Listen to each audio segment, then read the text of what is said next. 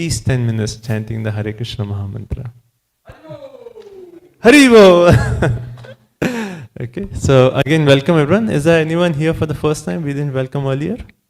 Yes. Your name is? Moksha? Okay. Jasminder. I guess I talked to you. Okay, so let's welcome Moksha and Jasminder. Haribo! Welcome. So you moved here from? Greenville. Okay. Kerry. Okay. Okay, wonderful. Welcome. We are very happy to have you here. Thank you for coming. Hare Krishna. There's a gift for you from a temple. Hare Krishna. So our program now is we are going to have a class by His Holiness Bir Krishna Goswami Maharaj. His Holiness Bir Krishna Goswami Maharaj ki. And after the class, we'll have a full dinner prasadam. So that will be served downstairs in the hall. Right? And as I mentioned earlier, tomorrow is actually the appearance of Srila Bhakti Siddhanta Saraswati Thakur, the spiritual master of Srila Prabhupada, our Srila Prabhupada. So His Holiness Bir Krishna Goswami Maharaj will be speaking on the glories of Bhakti. Is that right? Yeah, tonight?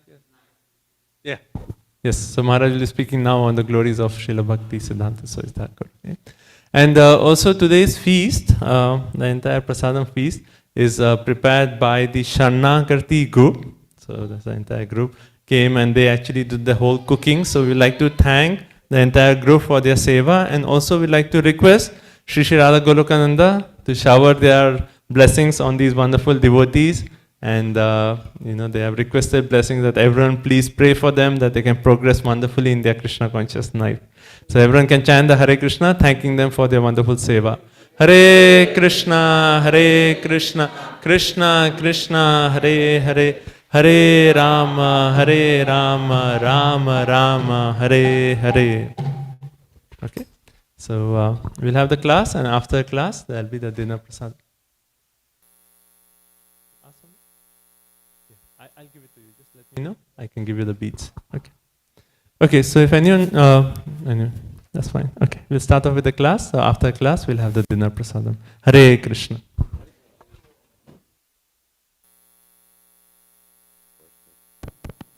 Okay. It's working. Can I have a songbook? Okay. So we want to welcome everybody to New Goloka. Haribo. And tomorrow, as Narayan Prabhu mentioned, we're having the glorious celebration of the appearance day of Srila Bhakti Siddhanta Saraswati Thakur, and we're going to talk about him this evening.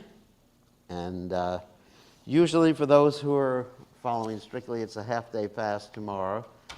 And in the morning, we're going to do a little Pushpanjali. But you can do that at home, too, if you like.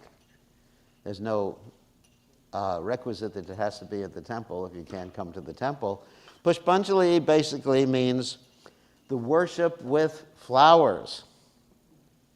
Pushpa, you understand? It's interesting. I'll tell you a funny story before I begin, because I always like funny stories.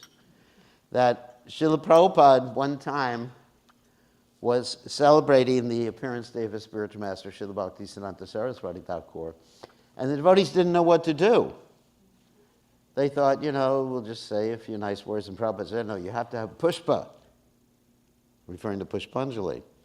But the devotees thought he meant pushpana rice, which is like fancy rice. There's a type of rice called pushpana rice. So the devotees thought he meant that. And so the devotees made this rice, and Prabhupada said, you will never understand. And so we will celebrate the next day instead, Prabhupada said. So, interesting story. So Pushpanjali means worship with flowers, and the way you worship with flowers is that you recite mantras, especially the mantras from what's called the Mangala Charna prayers. Now, Mangala, of course, means auspicious, Charna means to sing.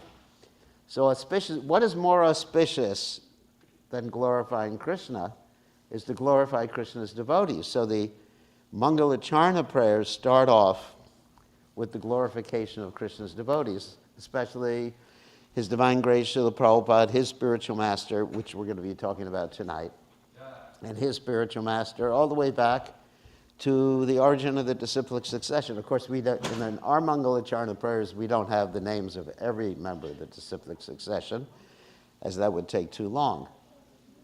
And then offering the obeisances to all the Vaishnavas, when we get to the end, which is what? Vanchakalpatarubhyascha, kripa sindhu bhyeva patitanam pavanebhyo vaishnavebhyo namo namaha.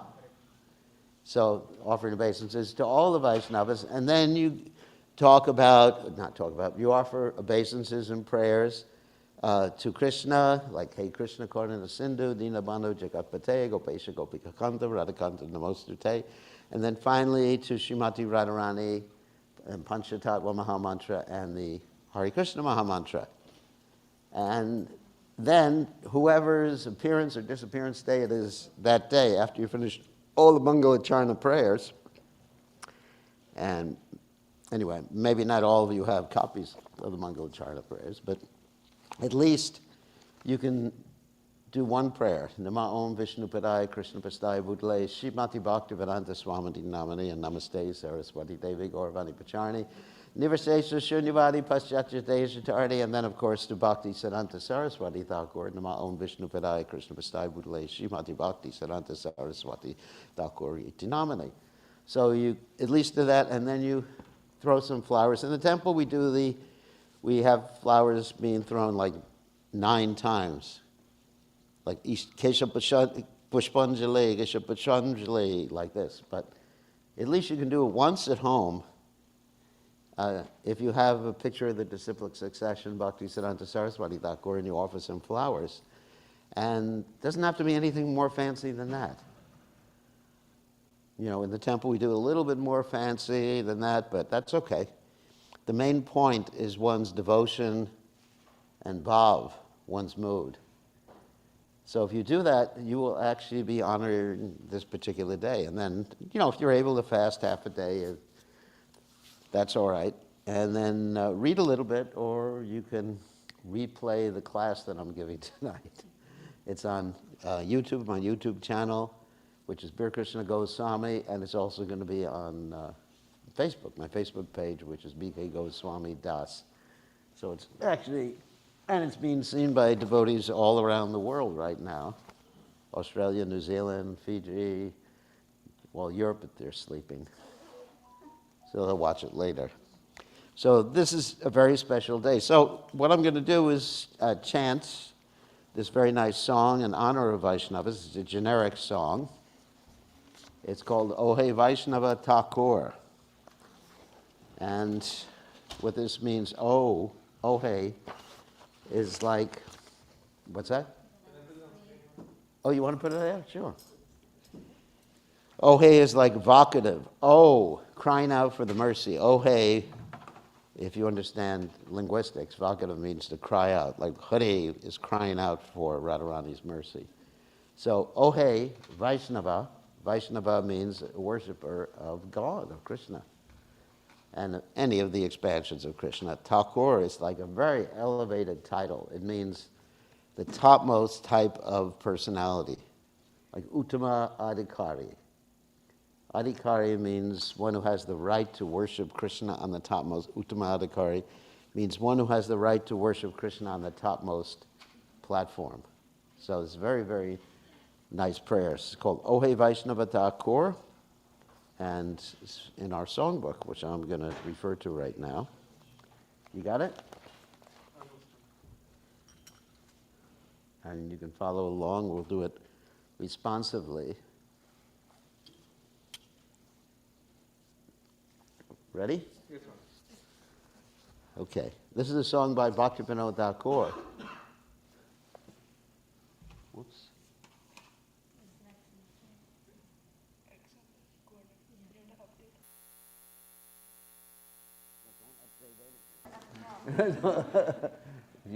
Well, you just had to hit that X, yeah. Okay.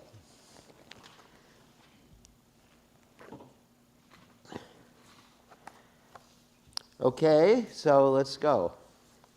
Oh hey Vaishnava Thakura Dayara Sagar Eda Se Karuna Kori.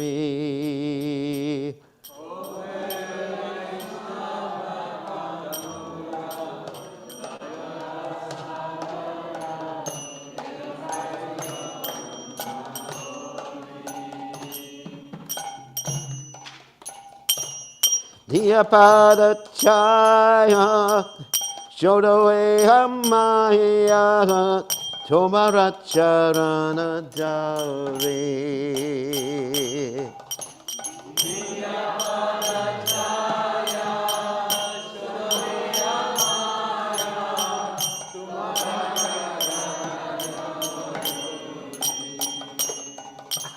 Jaya Begatomi, Jaya Dosha Shodi, Jaya Kuna Deho Dase.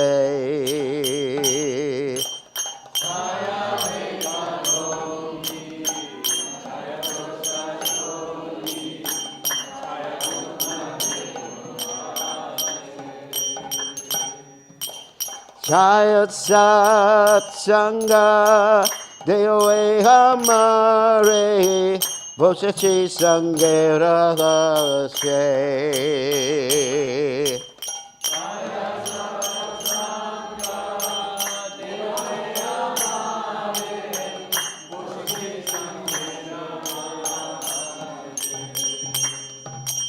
Ekake Amara, Noi Poi Bolo, Harinama Sankirtane.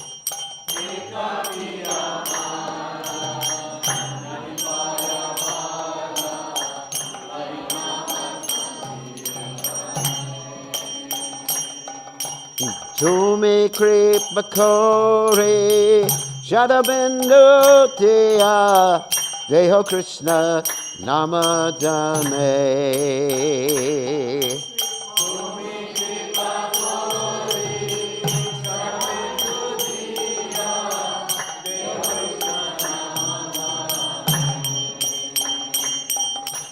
Krishna se tomara, Krishna dite paru, tomara shakati ache.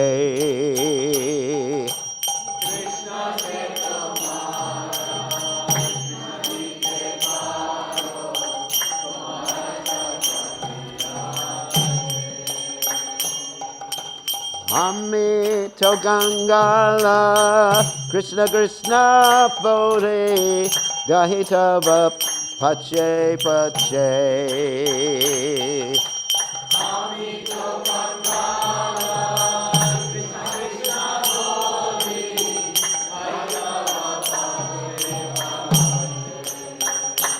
Oh hey Vaishnava Thakura, Doyara Saga, Eda Se Karuna Kori.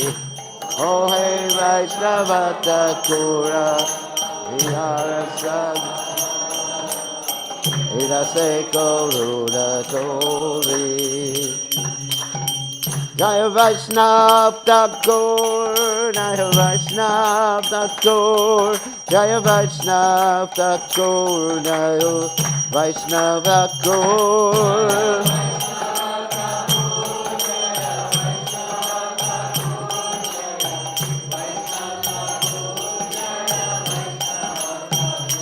Jaya Vaishnav Thakur, Jaya Vaishnav Thakur, Jaya Vaishnav Thakur, Jaya Vaishnav Thakur.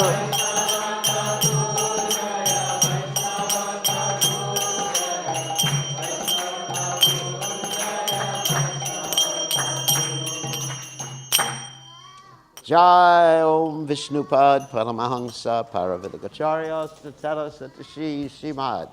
His Divine Grace Abhaya Chalananda Bhaktivedanta Goswami. Srila Prabhupada Ki Jai. ISKCON Founder Acharya. Srila Prabhupada Ki Jai. Anantakoti Vaishnava Vrinda Ki Jai. Namacharya Srila Haridas Thakur Ki Jai. Prem se kaho Shri Krishna Chaitanya Prabhu Nityananda Shri Advaita Gadadhar Shivasati Gaur Bhaktavinda Ki Jai Shri Shri Radha Krishna Gopa Gopinath Sayam Kund Radha Kunda Giri Govardhan Ki Jai Vrindavanam Ki Jai Maturadam Ki Jai Jagadata Sami Kajai Munamai Kajai Shrimati Lasi Devi Kajai Samaveda Bhakta Vrinda Kajai Gaur Premananda Hari Hari Ram. All glory is the assembled devotees.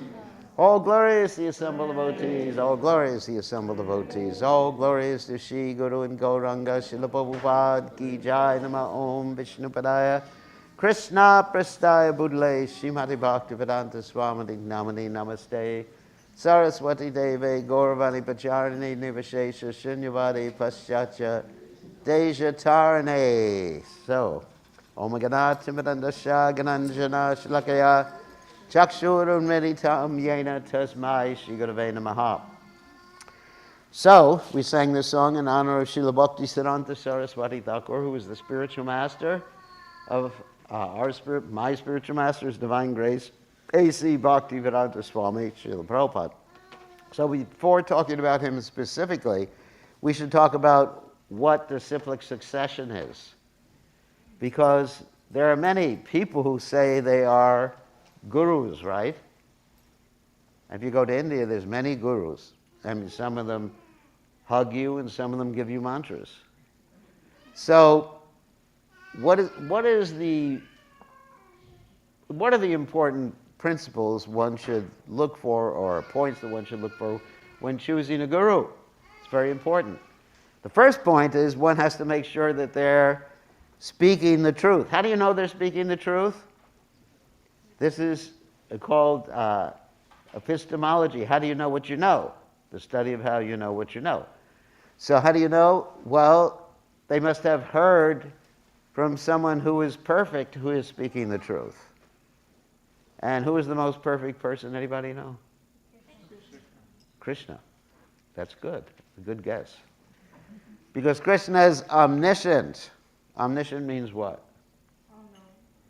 Sees everything. Yeah, omnipresent means present everywhere. But he sees everything. And so, dharmam tu sakshat bhagavat pranitam, dharma, or let's say tattva or siddhanta, whatever you may call it, can only come from Krishna. It can't come from you or me. It can't come because I'm just making things up. Very, very important point to understand. Like I remember when Prabhupada was giving class sometimes at the university, people would object. And Prabhupada would say, it's not my philosophy I'm presenting. It's Krishna's philosophy. So, we have to go along with what Krishna says, not with what anybody else comes up with. So how do you know what Krishna says? Of course, we do have the Vedic literatures, that's true. But we can misinterpret the Vedic literatures because, as Krishna says in the Bhagavad Gita, Traigunya Vishya Veda Nistraigunya Bhavarjana, that the Vedas are mainly meant for three modes of nature, for people in the material world, to give them some moral guidance or ethical guidance, or at least to make sure they don't become like animals. Because people without any guidance are animals, right? That's what differentiates us from the animals, because we have some moral, ethical, spiritual guidance and ability to control our senses. You can't tell an animal, control your senses, Prabhu. It doesn't work. So, therefore, the Vedas are meant for people, all sorts of different people, so it's hard to figure out what the ultimate goal of the Vedas is. And of course, that's also mentioned in the Mahabharata. Tarko pratishta shunina vibhina. And the only way you can figure out the ultimate goal is mahajayena gata sapanta, by approaching those who have heard from Krishna. What does that mean, heard from Krishna? That means they've heard, at least heard from a person who has heard, and that person has heard, and that person has heard, and that person has heard from Krishna, and all those persons are pure. Because the chain is only as strong as its weakest link. So if you have one impure person in a chain of disciplic succession, the whole thing's useless, and it gets lost. Krishna says in the Gita that after he taught the Bhagavad Gita to Vivaswan, it got lost. How did it get lost? Obviously, someone wasn't quite ready to transmit the pure information. And so therefore, things got lost. Like in the telephone game that some of you may have played. One person says one thing to another person, it says the same thing to another person, then something to another person, and by the time it gets to the 30th person, we did this when I was in school, it's something completely different. It's called fake news. And anyway, I'm not telling you which website to look at. So anyway, we have to find out a chain of unbroken disciplic succession, that originated with Krishna. And there's only 4 of them. Got it? There's only 4 of them. That's the Brahma Sampradaya, Brahma chain, the Rudra chain, that's the Lord Shiva chain, the Kumara chain, right? And Lakshmi, of course. A lot of you would like to follow the Lakshmi Sampradaya. But actually, that's not, Lakshmi Sampradaya doesn't mean you like Lakshmi more than you get more money. Some people think like that.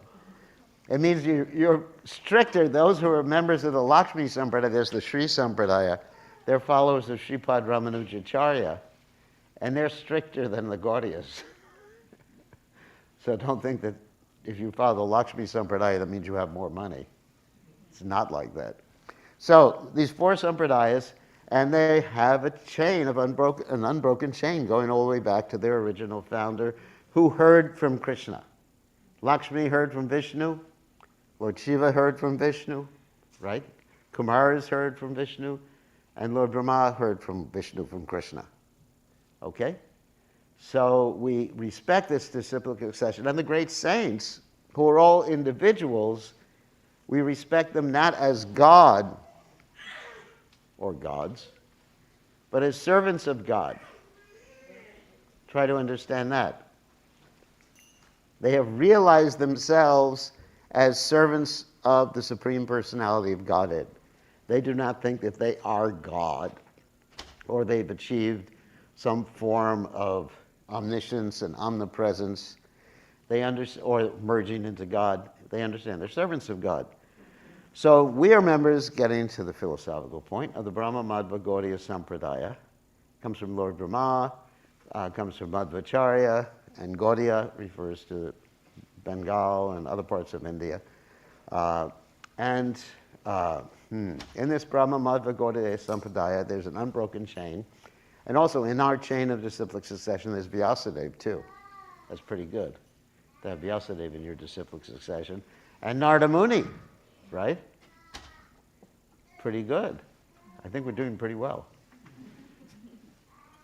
Can't do better than that. So, and then goes all the way down to the present day and age. And of course, there's Srila Prabhupada and Srila Prabhupada's pure followers. And before Srila Prabhupada, there was this great personality named Bhaktisiddhanta Saraswati Thakur. Actually, his first name was Bimal Prasad, not Bhaktisiddhanta Saraswati. Obviously, if a child is born, you don't name him Thakur. Thakur is a title given to the highest person on the highest level of devotional service. So he came or appeared in this world from pure parents. Parents who actually were pure devotees themselves and members of the disciplic succession. Of course, that the father of Bhakti Siddhanta Saraswati Thakur was Bhakti Vinod Thakur. His mother was Bhagavati Devi. And they were pure devotees. When you have pure devotees as parents, they pray to have as their child another pure devotee who can carry out the Krishna conscious movement. Actually, the statement given in the Srimad Bhagavatam is that no one should become a mother or a father, but to speak of guru, unless they're capable of enabling their dependents to become Krishna conscious. Of course, it's liberated, but actually Krishna conscious, which is actually the real liberation. So that's a real responsibility for those of you who are parents. You know, you're given these children, and it's your duty to make sure that they are able to fulfill the goal of human form of life, which is Krishna consciousness. It's a very important duty, just like a guru. You know, disciples come and they say, you know, I surrender, and it's my duty to make sure that they can go back to Godhead. And if they don't go back to Godhead, it's my duty to come back and try to get them. Oh my God. I shouldn't have said that. Anyway, it's frightening, isn't it? Anyone want to become a guru and stay in the material world forever, retrieving people? No. So anyway, but it's a duty of compassionate duty. So therefore, that's an important duty. So the parents, Krishna conscious parents, pray to have a great devotee as their child. And in the case of Bhaktivinoda Thakur and his wife Bhagavati Devi, they prayed to have a ray of Vishnu. Now, of course, this is very similar to Lord Chaitanya Mahaprabhu's advent. We were talking about this previously the last few weeks during the appearance of Advaita Acharya. When Advaita Acharya, member of the Panchatattva and Mahavishnu, an expansion of Mahavishnu, he prayed, please let the Lord appear, because I am not capable of saving all these poor souls who are being bewildered by a misrepresentation of religion, or what we call in Sanskrit apa-sampradayas. Apa-sampradayas means you have so many people who portray themselves as religious but are just cheating others. I mean, it gets sometimes very weird because let me explain some of the weird things that happen in the name of religion. Sometimes you have men who dress up as women, and we're not just talking about something that goes on in the nightclubs in America, which is common, right? Called drag. It's not something like that, but they portray themselves as advanced spiritualists because they dress up as women. They portray themselves as gopis. Or others who are simply reciting the Bhagavatam in order to make money. Do a Bhagavat Saptaha. Not everybody who does Bhagavat Saptaha is doing that, but many people do Bhagavat Saptahas just to entertain people. Instead of becoming a Bollywood star, they become a Bhagavat Saptaha star. Yeah, you make more money. And it's not taxable either. It's all number two. I think most of you know number two, black money. So anyways, so getting back to the point, Bhaktivinoda Thakur wanted someone who was going to save everyone from these apa-sampradayas, just like Advaita Acharya wanted someone. Of course, that someone for Advaita Acharya was Lord Chaitanya Mahaprabhu. But Bhaktivinoda Thakur was thinking, Krishna, you have to send your right-hand man. With Lord Chaitanya, you have to send your right-hand man to help me. Not just an ordinary, of course, devotees are never ordinary. But you can't just send a regular, ordinary, can't use the word ordinary or regular, because devotees are extraordinary. But you have to send someone special, your right-hand man. And as a result of those prayers, Srila Bhaktisiddhanta Saraswati Thakur appeared in this world. And, was this working? Yeah, I think the garland's getting in the way of my microphone. So as a result of those prayers, Bhaktisiddhanta Saraswati Thakur appeared in this world. And basically, on his appearance, he even demonstrated his exalted position. Because when he was born, he had his umbilical cord wrapped around his neck, like a Brahman thread, wrapped around like that. You know, like you see, we have Brahman threads here. And such a state he was born. And he had all the signs of a Mahapurush. I mean, there's physical signs of great personalities. Of course, it's not that if people don't have those signs, they're not great personalities. But signs of Mahapurush are described like the different ratios in the body, the length of the hands, the eyes look like lotus petals. None of us have eyes like that. I don't see anybody here with lotus eyes. Everybody has round, beady eyes here. Of course, ladies, sometimes they put on the makeup so it makes it look like they have lotus, but that's an illusion. So, So he had all the signs of a Mahapurush.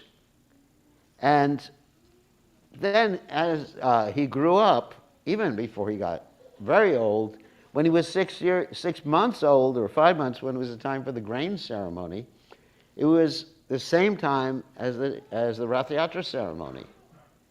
And so what happened is he refused to eat any grains. They were trying to feed him some grains, because that's the child's first grains. And they were thinking, what are we going to do? And then, just then, the cart, Lord Jagannath's cart, passed by his house, because he and his parents lived on the main road in Jagannathpuri, through which the Rath Yatra cart would pass. So, and the cart stopped, and they couldn't get the cart to move. Now that may appear to be, well, sometimes my car doesn't move either. It gets stuck in the snow. But when you have hundreds, thousands, tens of thousands of people trying to pull and push the cart and it doesn't move, something's going on, and that something is Krishna. Similar to when Lord Chaitanya Mahaprabhu was on the planet, during the Rath Yatra festival, the cart wouldn't move, and the only thing that would get the cart to move was Lord Chaitanya Mahaprabhu pushing the cart from behind the cart with his head. Otherwise, all the king's horses and elephants couldn't get the cart to move. So the similar thing happened with Bhakti Siddhanta Saraswati Thakur. He was stuck there for days. So as far as the grain ceremony, the first grains he ate were the grains that were offered to Lord Jagannath on the cart. Otherwise, he would not touch any of the grains. And not only that, when his mother brought him up to take darshan below or at the feet of Lord Jagannath's garlands fell around him. That's pretty remarkable. That's an indication. Things don't happen by accident when you're dealing with the deities. I mean, even I've had experience sometimes. I'm praying to the deities for something, and then Radharani throws a flower. Because I'm probably not praying for something too substantial. Isn't that, you've experienced that? I think we've all experienced that with the deities. They reciprocate. But in this particular case, the deities were showing that here is actually the ray of Vishnu. And so, as he grew up, other things indicated his exalted position too. I mean, his determination. One thing that's really important in the life of a great pure devotee acharya is determination. Because a great acharya has to face so many odds. Usually children are not that determined. I mean, maybe for candy or something like that. If you say, you can't have the candy, and they start crying and throw a fit. But not determined to control their senses. You know, if you tell a little 3-year-old, you should control your senses and don't overeat. Will the child even understand that? You know, there's no philosophical understanding. But in the case of Bhakti Siddhanta Saraswati Thakur, when he was 3 years old, he grabbed a mango, which is natural, and he ate the mango after peeling it. A musical interlude. It's always nice to have a musical interlude in class. So he ate the mango, and his father just mildly said to him, don't eat an unoffered mango or unoffered food. We have to offer everything to the deity first. You ate boga. His father didn't get heavy with him, because you don't get heavy with a 3-year-old. And Bhakti Siddhanta Saraswati Thakur, at 3 years of age, took a vow never to eat a mango again for the rest of his life.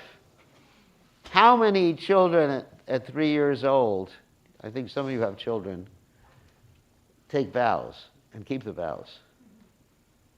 Not a single one.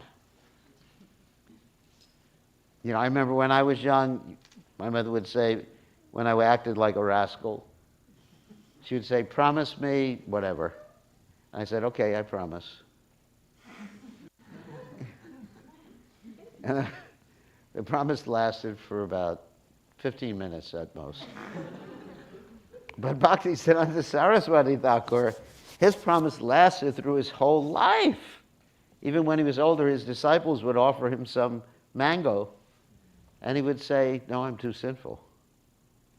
And for those of you in the West, you don't understand how important mangoes are in India.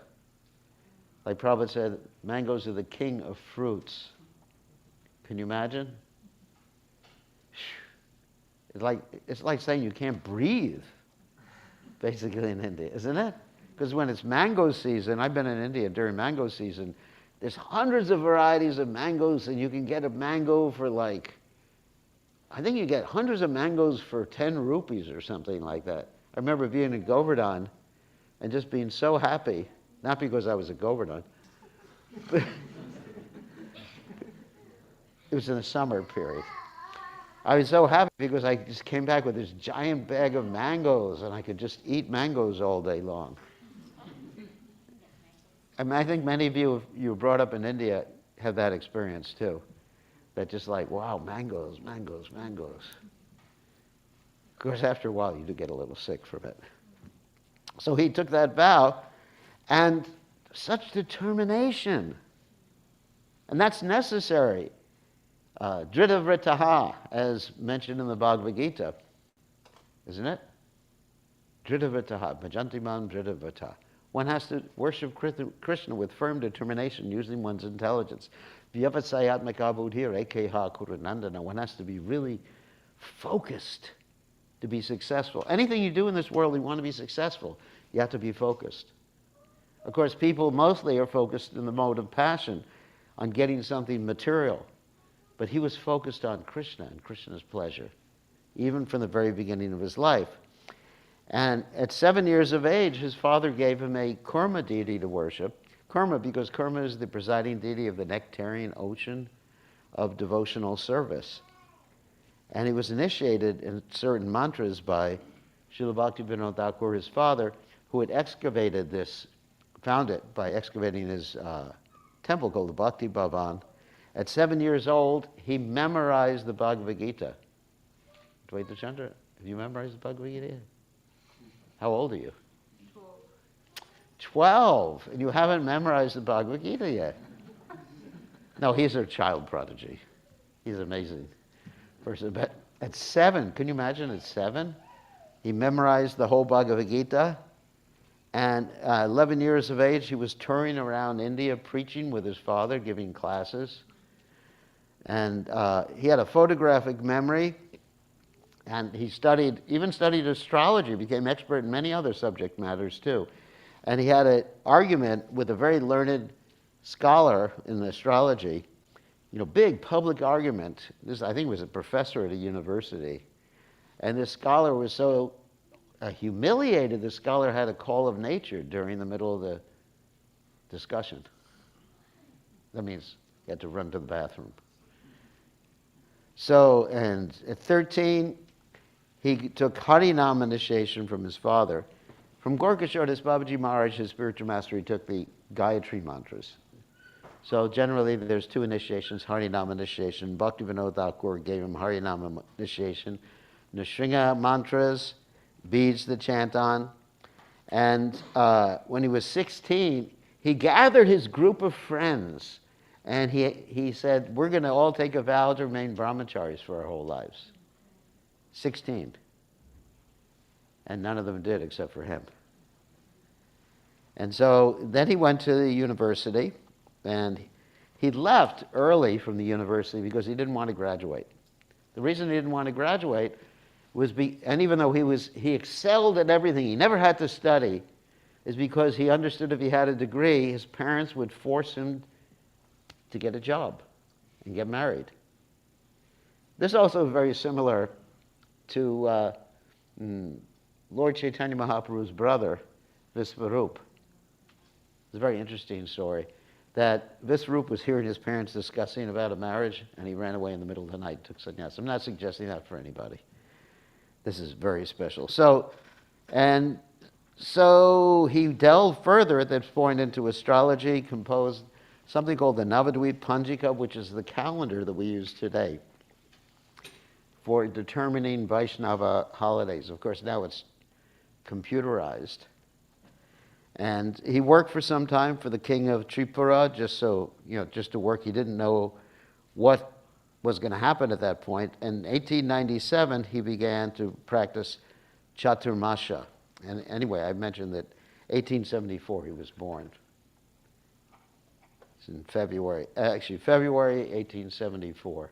Of course, the actual day, the Roman calendar day, is different than the Roman calendar day this year. Every year it changes because we follow the moon-based calendar.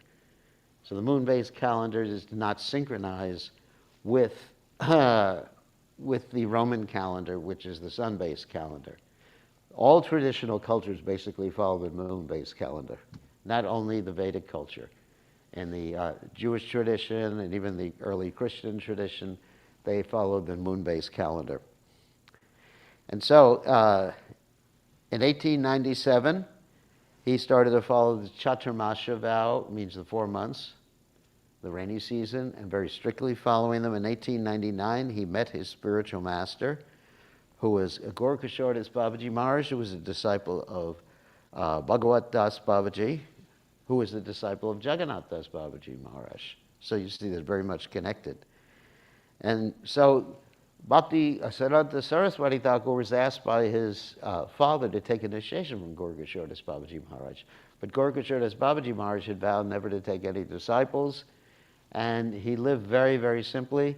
So basically, when Bhakti Siddhanta Saraswati Thakur went to Gaurkishore Das Babaji Maharaj to ask him for initiation, Gaurkishore Das Babaji Maharaj told him, he said, I have to ask Lord Chaitanya for permission to do this. You'll have to come back later. So Bhakti Siddhanta Saraswati Thakur came back sometime later, and Gaurkishore Das Babaji Maharaj said, I forgot to ask. And then he came back another time, and Gaurkishore Das Babaji Maharaj said, Lord Chaitanya said no. Can you imagine that? Having your spiritual master say that Krishna told me, no, I can't give you initiation. But he was determined and actually even threatened to end his existence unless he got initiated. That's how much determination he had. Of course, this also reminds me of Narottama Das Thakur's determination with Lokanath Goswami. Lokanath Goswami refused, but Narottama Das Thakur served him in a very humble way, cleaning his latrine for a whole year. And then finally Lord Chaitanya told Lokanath Goswami to give him initiation. So in 1898, he resided in Puri with his father. Bhaktivinoda Thakur was giving classes on the Chaitanya Charitamrita every day. But he got in a little trouble because there was this bogus sadhu, if I can use those two words, which are the opposite, bogus of sadhu, named Radharaman Charana, who was teaching a bogus mantra. But his bogus mantra, which I'm not going to give you because I don't want to initiate everybody in the bogus mantra, his bogus mantra stated that you should worship Lord Chaitanya and Lord Nityananda, but if you want to chant Hare Krishna, you can only do japa, you can't do Sankirtan. No, don't give him the mantra, or else you become his guru.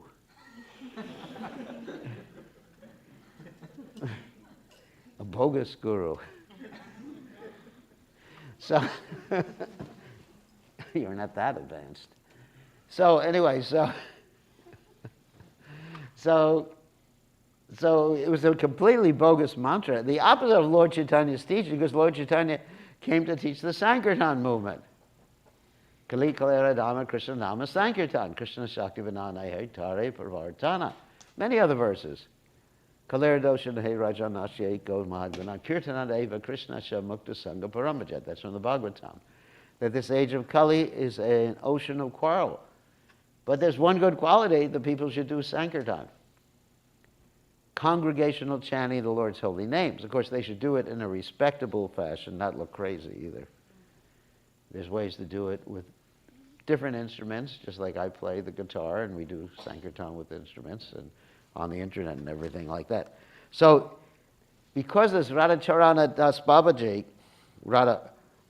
Charana Das Babaji, was so popular, and he opposed this Babaji, there was a riot in Jagannath Puri, and Bhaktivinoda Thakur had to just sort of spirit Bhaktisiddhanta Saraswati Thakur out to save his life. So he became determined, Bhaktisiddhanta Saraswati Thakur became determined to preach in a wide scale. And there's several things he did to become empowered. One thing is he took a vow to chant 1 billion names of Krishna. And he was so determined, we're talking about his determination even from his childhood, that he lived in a hut that had a hole in the roof. And it was raining. And for years he chanted like that, just chanted, and was very austere, maybe held an umbrella over his head. There's a picture like that. So it wouldn't rain. He never took the trouble to fix the leak in the roof.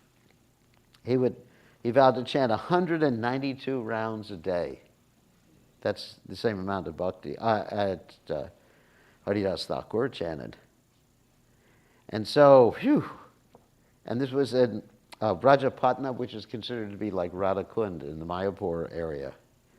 And he also studied different types of sannyas, because the standard Gaudiya sannyas in our sampradaya was like a Babaji order, where one would wear white dhoti, just white lungi actually, gamsha lungi. And basically we would walk around without any shoes or with one of those wooden shoes. I'm sure you've seen those wooden shoes with a peg in them that the sadhus wear. It's very impressive but very painful. So that was the tradition. Like you see, the Goswamis of Vrindavan, Kopina Kantashato, they basically walked around like that with just a little shawl and even torn clothes. Not even ironed or anything like that. Completely torn. Like, you have the story of Sanatana Goswami. He was given a nice shawl by Srikant, his brother-in-law.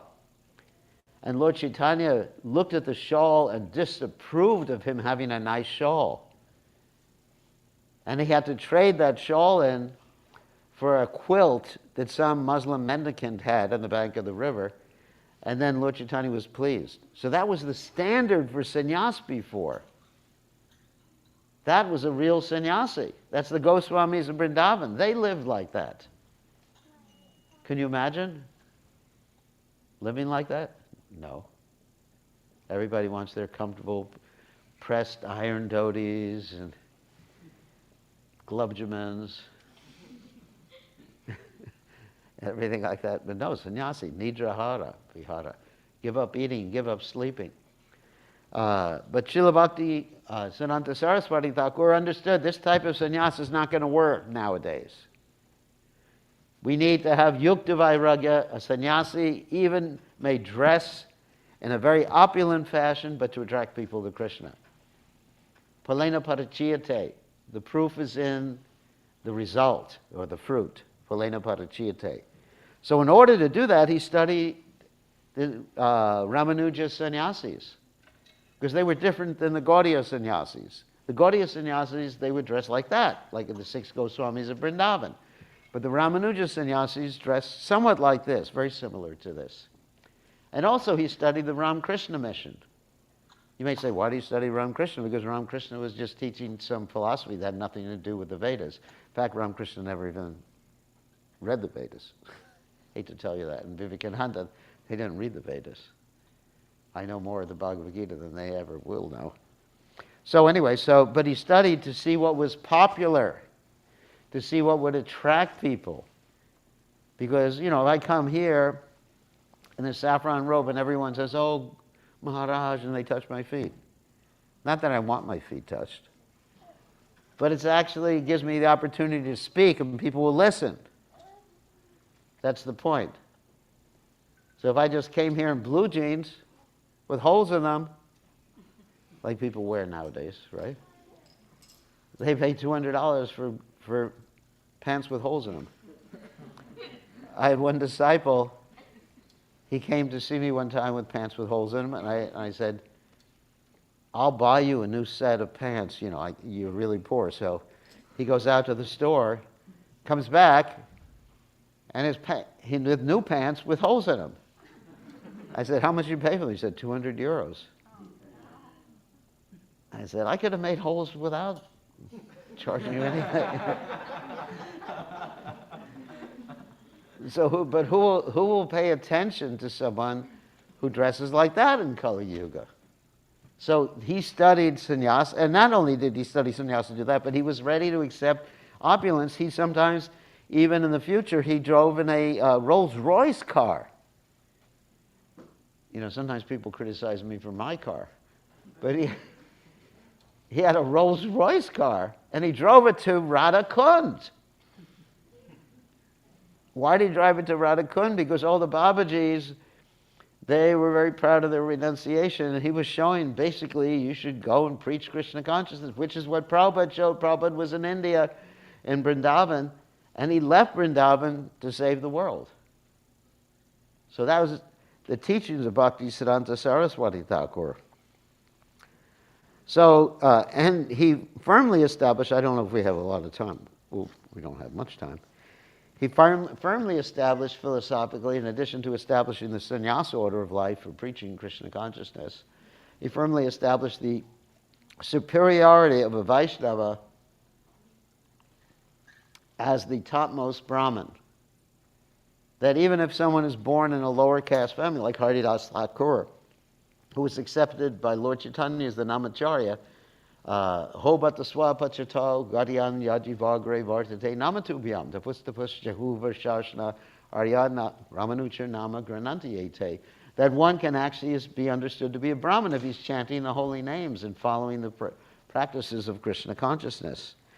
And he even argued, or had a big discussion with many, many thousands of Brahmins there, and he defeated them all, and the people were so happy to hear that defeat because they had some resentment against the Brahmanas because they felt very much exploited by these Brahmins. Not all Brahmins, but there's a caste of Brahmins in India who basically exploit people either for money or for other things like that.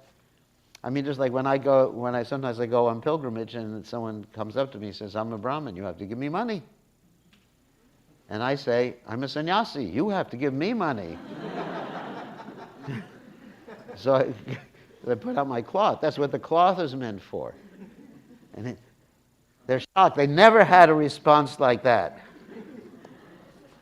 The first time, you know. And of course, I do it humorously, so they're all laughing and they don't get upset with me. And one time they gave me 5 rupees. So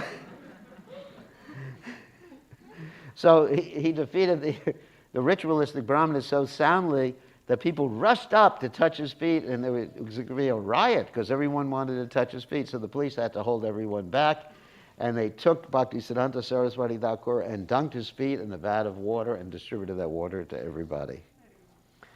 You know, so he was well accepted by everyone as Lord Chaitanya Mahaprabhu's representative. And he established the Vedic basis for accepting Lord Chaitanya Mahaprabhu as the Supreme Personality of Godhead. There's one or two other interesting stories because I don't want to go on forever. When his spiritual master Gorkashodas Babaji Maharaj passed away, he wanted to have the samadhi for his guru out of devotion. But the other Babajis, they were actually arguing with him. No, we're Babajis. You're not even a Babaji. We should have the samadhi. And they didn't even accept the fact that he was initiated by Gorkashodas Babaji Maharaj. Even there's a whole group of people nowadays who criticize. They're called the anti-party. I'm not going to get into the details. They offend this great pure devotee. So there was this argument. And he said, okay, let's make a deal. Any of you who have not had illicit life in the last year, you can take this transcendental body of my spiritual master and have the samadhi at your ashram. The reason they wanted to have the samadhi at their ashram is because it would attract tourists. You know, when you have a samadhi, it attracts tourists. Just like Srila Prabhupada's samadhi in Sri Mayapur attracts a lot of people to come see. And that means money. Of course, we're not interested in that money. But, so anyway, so the Babajis were interested. And so no one said, yes, I have been pure for the last year. So he said, all right. Anyone who has not had illicit connection for the last month. And then he went, fortnight. Ooh. 3 days. And no one. And so they all turned away because they understood it would be an offense to lie. And so he took the samadhi of his spiritual master, Srila Gaurkishora Babaji Maharaj. In 1918, he lived in the Ultadanga Math in Calcutta, and he lived on the roof and went door to door. And in a few years after that, 1922, this Ultadanga Math was just purchased by ISKCON and renovated, and I believe today they're having the ceremony, or tomorrow. What is today? Tomorrow, the 21st. They're having the ceremony of the opening, because ISKCON has purchased this math, where Srila Prabhupada, His Divine Grace, A.C. Bhaktivedanta Swami Srila Prabhupada first heard from his spiritual master and got defeated by his spiritual master. So he met Prabhupada in 1922 in Calcutta as he was giving a darshan on the roof of this math. And Prabhupada heard, and he said, he appreciated it, but Prabhupada said, who will hear your Chaitanya's message while India is still a captive country? And then Srila Bhaktisiddhanta Saraswati Thakur actually defeated Prabhupada. He's explaining that this Krishna consciousness is transcendental to all political distinctions. It doesn't matter who is in charge of a country to spread Krishna consciousness. I mean, we are able to spread Krishna consciousness here, whether it's the Democrats or Republicans. That's why we don't worry about it. I do. Anyway. I guess I shouldn't. So, because it's all, two sides of the same coin, the coin of Maya. Heads you win, tails I lose. You got that? You didn't understand what I just said? Heads you win, tails I lose. That's Maya. Maya is like flipping a coin. Either way, you lose. Would you like to get killed by a knife or a gun? Would you like to be in this type of Maya or that type of Maya? So anyway, he basically met Prabhupada and appreciated very much Prabhupada's writing. He said to his other disciples, whatever Srila Prabhupada writes, Bhaktivedanta writes, then you should publish it.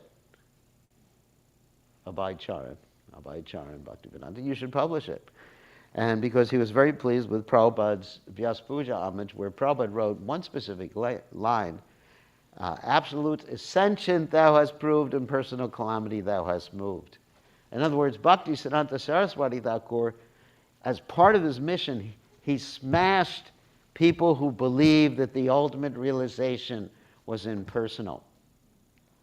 In fact, he was known as Nrsimha Guru because he would go up to people who were impersonalists, Mayavadis, and sometimes grab them. And he wouldn't hurt them.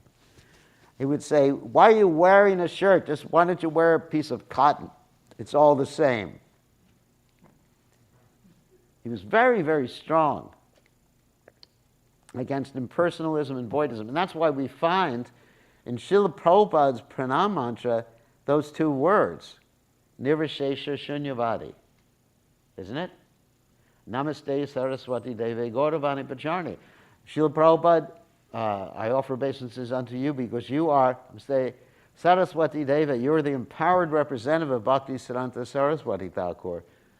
Gauravani, teaching the message of Sri Chaitanya Mahaprabhu. But where are you teaching it? You're teaching it in the Western world. Nivashesha Shunyavadi Paschatya Deshatarni. And the Western world is full of impersonalism and voidism. And of course, India is too. Believe me. India and the Western world. The whole world is. I mean, no matter what religion you're in, it's really interesting. I had discussions with Catholic monks a number of years ago. There's a book I published about that called Encounters. And the Catholic monks, many of them thought the ultimate realization was impersonal. You just lose your identity. You got one life, and after that, you're finished. So, Nirvishesha Shunyabhati, and that was Srila Bhaktisiddhanta Saraswati Thakur's contribution to smash the impersonalists, to establish that God is a person, absolute is sentient. Sentient means has senses. Thou hast proved in personal calamity, thou hast moved. So anyway, he established 108 temples all over India, 108 Padatirthas, different preaching programs like dioramas and main temple in Bagh Bazar in Calcutta, and sent disciples to the West. Those disciples weren't too successful. But ultimately, his instruction to His Divine Grace, A.C. Bhaktivedanta Swami Srila Prabhupada, to preach in English and preach in the Western world was actually Prabhupada's main focus. And that determination to follow the order of his spiritual master enabled Prabhupada to leave Vrindavan at a very advanced age. Prabhupada came to the West at 69, 70. Well, that means he was that old. And for those of you who don't know what it means to be 69 or 70, ask me one day. And I will tell you, it's not fun. And it definitely the body doesn't get more fun when you get old. I mean, it's sort of nice because the senses get peaceful. So there's one benefit. You're more peaceful in the sense you don't get angry and yell at the devotees that much. But seriously speaking, at that age, because of the order of Bhaktisiddhanta Saraswati Thakur, that's why we are here today, because of his message, Nirvishesha Shunyabhati Paschatya Dejatarni. And Srila Prabhupada showed that by following the order of the spiritual master, the success potency of the Supreme Lord is there. Because Prabhupada's whole life, up to the point he came in America and he started preaching, things kept falling apart. One thing after the other. His business, his marriage, everything just was falling apart. And most of us would get extremely discouraged, isn't it? Everything is a failure. Let me just go to Vrindavan and chant Hare Krishna. Right?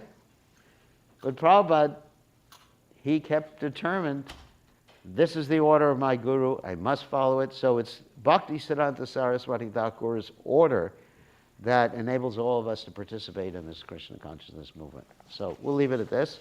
So thank you very much. All glory is to His Divine Grace, Srila Bhaktisiddhanta Saraswati Thakur. Srila Prabhupada ki jai.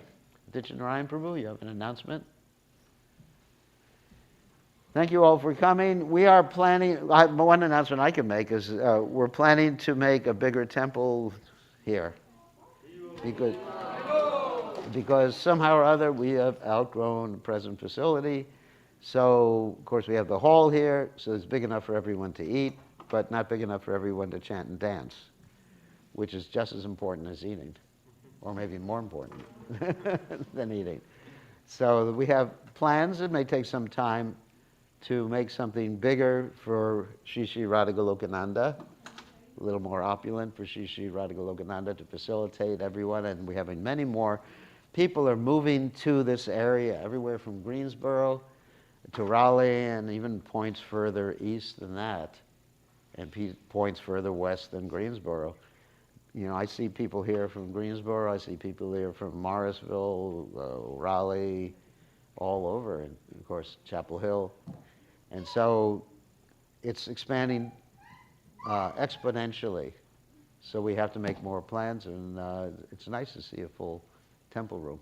And this is just an ordinary Sunday. Well, of course, Bhaktisiddhanta Saraswati Thakur, but this is just a regular Sunday as far as the attendance now. You can imagine when we have festivals.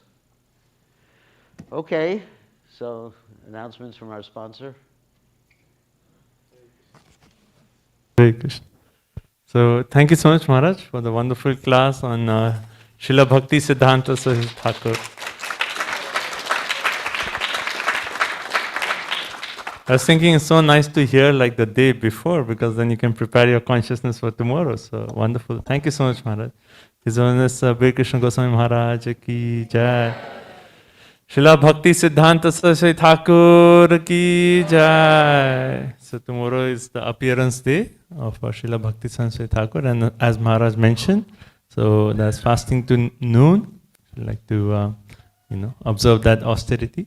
And then tomorrow morning in the temple room, Her Grace Mother Kamalini will be giving the class at 6:30. So you can join in also online on mayapur.tv or through our newgoloka.com website. And tomorrow evening, we'll have a small program to honor Bhakti Saraswati Thakur. It'll start at 6:30 p.m. We'll be doing some readings from this book called Bhakti Siddhanta Vaibhav. And there'll be 7 o'clock Aarti, Kirtan, so there'll be readings, and then some discussions on glories of Bhakti Saraswati Thakur, and then we'll have prasadam for everyone. So please do let us know if you'd like to join. It will help us just organize the prasadam feast for tomorrow. Okay. So so tomorrow evening is a program, fasting till noon. And also the next big festival that's coming up is the appearance of Sri Chaitanya Mahaprabhu, and that is on 17th of March. This year it falls on a Thursday. So Sri Chaitanya Mahaprabhu ki, Sri Gaura Purnima Maha Mahotsav ki. So soon we'll be having more information about the festival. It's on Thursday, so again it'll be an evening festival.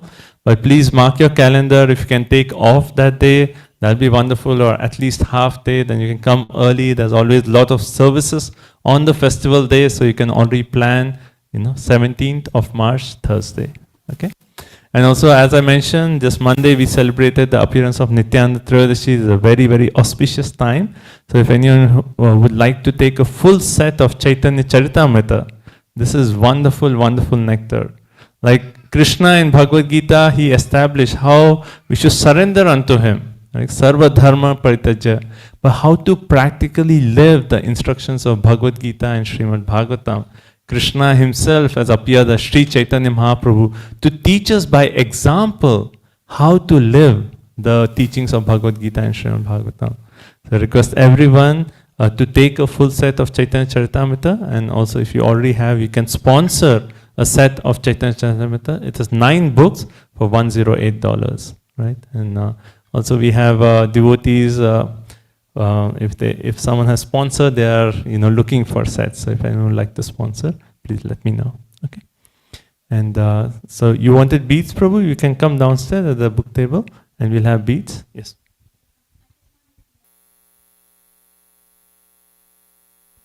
Besides the class in the morning, also at greeting the deities at 7:15, and then after greeting the deities, there'll be as Maharaj was speaking about, the Mangala Charna prayers and the offering of flowers to Srila Bhakti Siddhanta Saraswati Thakur, and also an arti. So if anyone lives in the area and they wanted to come in the morning for the class or just for the greetings, there will be some honoring of him in the morning.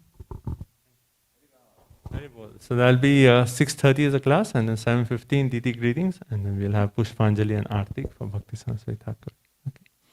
So we don't have a sponsor for today evening's feast. If anyone would like to sponsor, please let me know. And now our program is, we'll have the Mahaprasadam feast downstairs in the hall. So we can proceed downstairs for the hall. That'll be Mahaprasadam feast. If anyone would like to offer some service, you can always help with serving the prasadam, or after the prasadam, help with the cleanup and things like that. Right? Yes, Prabhu. Sponsor? Sponsor prasadam. Gajendra Prabhu has offered to prasadam. Haribo! Thank you so much, Gajendra Prabhu. Gajendra Prabhu has been serving the community for decades, I would say, and he's always there and helping the community in so many different ways, and also leads wonderful kirtans. So it's very wonderful to have you. Thank you so much, Prabhu, for your sponsorship. Hare Krishna. So we'll proceed downstairs. We can sing the prasadam prayers, and then we'll go downstairs for prasadam. Ma prasade govinde nama brahmane vaishnave swalpa punyavatam rajan vishwaso neva jayate शरीरा विद्याजाल चोरेन्द्रिय ताहे का जीवे पिले विषय सागरे तार मध्य जीवायति लोभमय सुधर्मति ताके जीता कठिन संसारे